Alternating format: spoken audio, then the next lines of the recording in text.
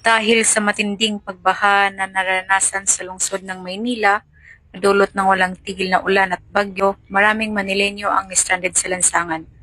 Bilang tugon, agad na nagsagawa ng libreng sakay ang Manila Police District sa utos ni District Director, Police Brigadier General Arnold E. Abad. Pinangunahan ito ng District Mobile Force Battalion katuwang ang iba pang unit ng MPD gamit ang mga police trucks, patrol cars at rescue vehicles upang ligtas na maihatid ang mga pasahero mula sa mga lugar gaya ng Espanya, Taft Avenue, Recto at Rojas Boulevard. Kasama rin sa operasyon ang Traffic Enforcement Unit at Police Community Affairs Development Section para tiyakin ang kaayusan at kaligtasan. Bahagi ito ng patuloy na humanitarian at public safety efforts ng MPD bilang serbisyong may puso para sa mamamayan. Mula dito sa Camp Bagong Diwa, Bicutan, Taguig City, ako po ang inyong PNN correspondent, Patrolwoman Berna Gundran, alagad ng batas, tagataguyod ng Balitang Pulis.